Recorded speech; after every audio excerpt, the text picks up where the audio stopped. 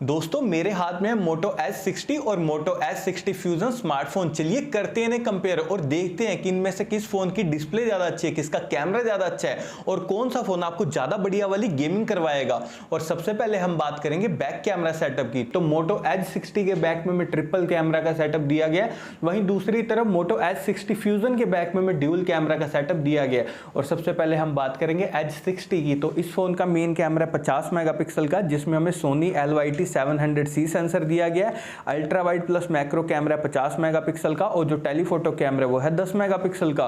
वहीं दूसरी तरफ H60 फ्यूजन का मेन कैमरा भी है 50 मेगापिक्सल का, उसमें भी हमें Sony LYT 700C सेंसर दिया गया है। Ultra wide plus macro camera है 13 मेगापिक्सल का। देखिए दोस्तों, दोनों फोन्स के जो मेन कैमरा है ना भाई, एकदम बढ़िया डिटेलिंग के साथ में आपकी फोटोज क्लिक कर देंगे, कोई भी दिक्कत नहीं आएगी, क्योंकि दोनों फोन्स के मेन कैमरा में हमें सेम ही सेंसर मिल रहा है, इसलिए डिटेलिंग भी आपको सेम ही मिलेगी।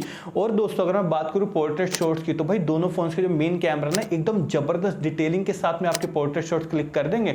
और साथ ही यार मुझे दोनों फोन्स के कैमरा सैंपल में भाई कोई भी ओवर शार्पनेस वगैरह ऐसा कुछ भी देखने को नहीं मिला। तो मैं कह सकता हूं दोस्तों ऑप्टिमाइज्ड कैमरा सेटअप तो हमें दोनों फोन्स में दिए गए हैं, अच्छी बात है। लेकिन दोस्तों ध्यान रखिएगा, अगर आपको अल्ट्रा वाइड कैमरा भाई 50 मेगापिक्सल का चाहिए और साथ ही टेलीफोटो कैमरा भी चाहिए, मतलब बढ़िया कैमरा सेटअप चाहिए, तब आप यहां पर डेफिनेटली Moto H60 की तरफ ही जाइएगा, क्योंकि यहां पर ही हमें टेलीफोटो और अल्ट्रा वाइड कैमरा मिल रहा है 50 मेगापिक्सल का, काफी बढ़िया बात है।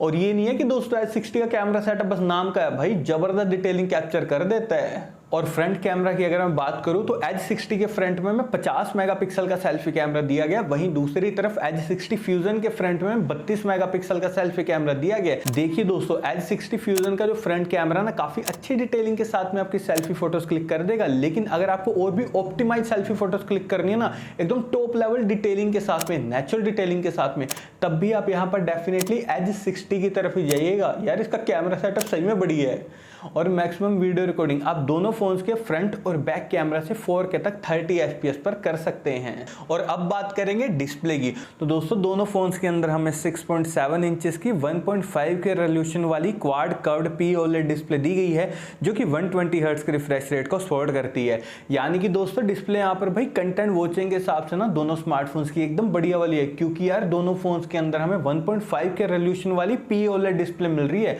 तो भाई मजेदार कंटेंट वॉचिंग तो आप दोनों फोन्स के साथ में कर पाएंगे, कोई भी दिक्कत नहीं आएगी। और स्क्रीन प्रोटेक्शन की अगर मैं बात करूं तो दोनों फोन्स यहां पर गोरिल्ला ग्लास 7i प्रोटेक्शन के साथ में आते हैं, जो कि अच्छी बात है। और दोस्तों अगर मैं बात करूं IP रेटिंग की, तो भाई दोनों फोन्स यहां पर IP69 रेटिंग के साथ में आते हैं। यानी कि दोस्तों आपको दोनों फोन्स के साथ में कंप्लीट प्रोटेक्शन मिलेगी वाटर और डस्ट दोनों से ही, ये भी काफी बढ़िया बात है। और ऑपरेटिंग सिस्टम की अगर मैं बात करूं तो दोस्तों दोनों phones out of the box Android 15 के साथ में आते हैं, जो कि हेलो UI पर बेस्ड है। और आपको बता दूं यार दोनों ही फोन्स के अंदर हमें 3 साल के एंड्रॉइड अपडेट्स और 4 साल के सिक्योरिटी अपडेट्स भाई जरूर से देखने को मिलेंगे।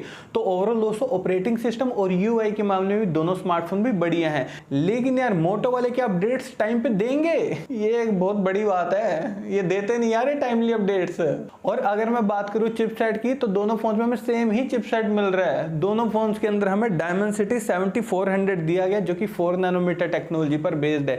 देखिए दोस्तों ये जो चिपसेट है ना भाई, डे टू डे परफॉर्मेंस के मामले में एकदम बढ़िया है। और गेमिंग की अगर मैं बात करूं तो अच्छी गेमिंग आप दोनों फोन्स के साथ में कर पाएंगे, कोई भी दिक्कत नहीं आएगी। लेकिन ध्यान रखिएगा दोस्तों, ये दोनों फोन्स गेमिंग सेंट्रिक नहीं है। कहीं आप गेमिंग का सोच के इन्हें खरीद लो, गेमिंग सेंट्रिक नहीं है भाई। वीडियो के लास्ट में मैंने आपको बढ़िया गेमिंग सेंट्रिक फोन सजेस्ट किया, तो लास्ट तक यार रुके रहना। और एंटुडू स्कोर यहाँ पर दोनों फोन्स का आता है 7,05,000 के करीब। और दोस्तों स्टोरेज की अगर मैं बात करूं तो दोनों फोन्स के अंदर हमें UFS 2.2 वाली स्टोरेज दी गई है, जो कि LPDDR4X रैम को सपोर्ट करती है। UFS 3.1 और LPDDR5X ये दे सकते थे, लेकिन पैसे बचाने के चक्कर में नहीं दिया, कॉस्ट कटिंग कर दी इन्होंने, ध्यान रखिएगा इस बात को भी। और दोस्तों इन दोनों ही फोन्स को मैंने टैग कर दिया, वहां से जाकर आप इन्हें डायरेक्टली परचेस कर सकते हैं। और बैटरी डिपार्टमेंट की अगर मैं बात करूं तो दोनों फोन्स के अंदर हमें 5500 mAh बैटरी दी गई है।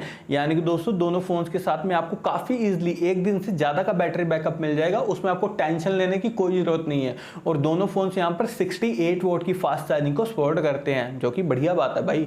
और नेटवर्क कनेक्टिविटी की बात करूं तो दोनों फोन्स ट्रूली 5G कनेक्टिविटी के साथ में आते हैं, लेकिन 3.5 mm जैक हमें दोनों फोन्स में किसी में भी नहीं दिया गया। लेकिन दोस्तों dual stereo speakers, under display fingerprint sensor और फेस अनलॉक हमें दोनों ही फोन्स के अंदर दिए गए हैं। और अब लास्ट में हम बात करते हैं प्राइसिंग की। तो देखिए दोस्तों, दोनों फोन्स के 12 प्लस 256 GB वेरिएंट की प्राइसिंग है 25,000 पे। और अगर मैं यहाँ पर अपना पॉइंट ऑफ व्यू दोनों भी इन दोनों फोन्स के लिए, तो वैसे तो दोस्तों दोनों फोन डिट्टो सेम है, लेकिन बढ़िया कैमरा सेटअप अगर आपको चाहिए तब आपको डेफिनेटली मोटो एज 60 की तरफ जरूर से जाना चाहिए, और गेमिंग सेंट्रिक फोन चाहिए तब आप Vivo T4 5G को ले लेना।